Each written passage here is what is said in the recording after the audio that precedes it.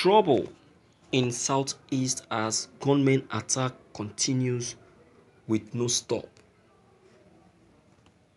Why will this continue? Why? And what must have influenced this continuous attack in the southeast? If not that it is the leaders of the southeast that has begun this pursuit of war from the beginning.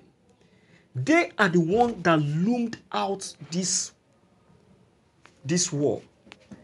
You know, Nnamdi Kanu was saying this, that with the way our leaders are handling things, that there is every tendency that there will be war. And when it comes, it's not going to be easy. Day after day, we keep recording war in number in the southeast. Why? Why we leave one particular problem, another one is cropping in. As we are leaving one particular problem, another one is cropping in. When are we going to be completely free from all of these troubles in the southeast? When? Permit me to say that these present administrations in the southeast are the most troublesome leaders, starting from the governors down to the Ohaneze Indigo. I'm telling you, in this very news, we see a very serious panic and confusion in the southeast. Places like Awka, then mention Imo, then down to Asaba. What are we saying? Let's look into the contents of the news. Lagos Asaba Awka attacks on police officers and their formation, as well as on the correctional service facilities in the southeast in the recent past, have assumed the dimension of a raging war, but no group has claimed responsibilities for the hostilities except to accuse others. Why the military points fingers at the indigenous people of Biafra, IPOB, and their newly formed Eastern Security Network, ESN, the citizens are hyped that till date no one has been arrested or identified.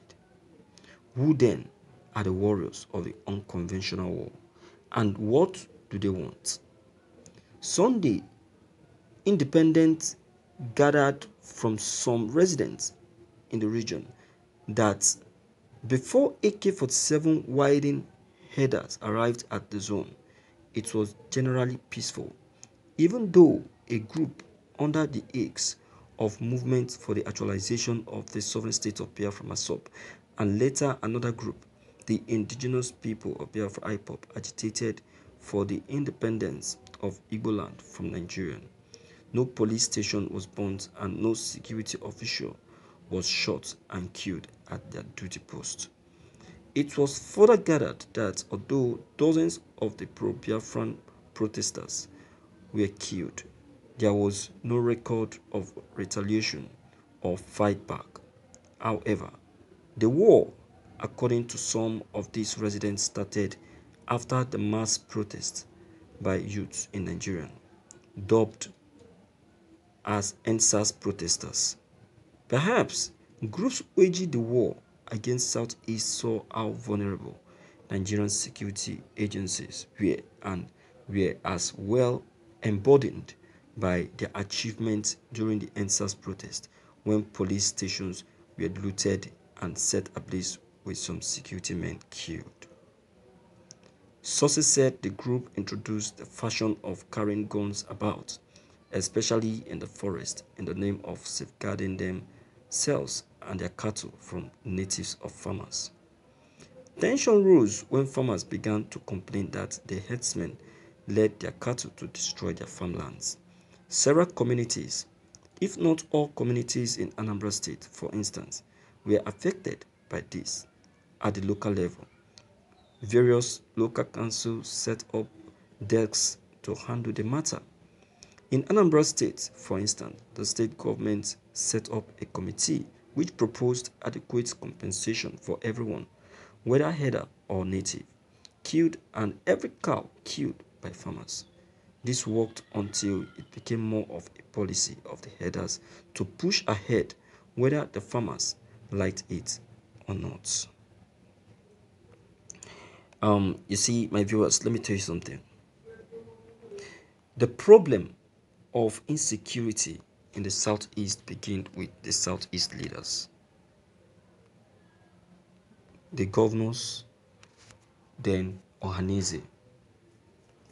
Let's put NSAS away because that started from Lagos before moving down to the Southeast. And when he moved down to the Southeast were so stupid enough, because they were so stupid enough. Why I said so is that they were so stupid to throw support to the military, despite knowing that what the military committed was an atrocity. Legal practitioners were against it. People like Femi Falana, Femi Fani Kayode, top professionals. But because they are by the side of the president, they started throwing crazy support. So after that, then the other crazy attitude of our governors and our Igbo leaders over this issue of insecurity is when they started throwing support to the herdsmen. In fact, our leaders, they did all sort of nonsense. They messed up. They fucked up completely. Started throwing support to the herdsmen, collecting land belonging to people, land belonging belonging to Southeasterners, the Igbos. They will collect it forcefully and give it to Fulani herdsmen. In Imo, I remember, Uzodinma dismissed a whole market and converted it to a cattle market for Fulani herdsmen. Oh my God. My dear viewers, this is so crazy. So crazy. If not for the strength and wisdom of Mazi Nnamdi Kanu, I tell you, Ruga settlement would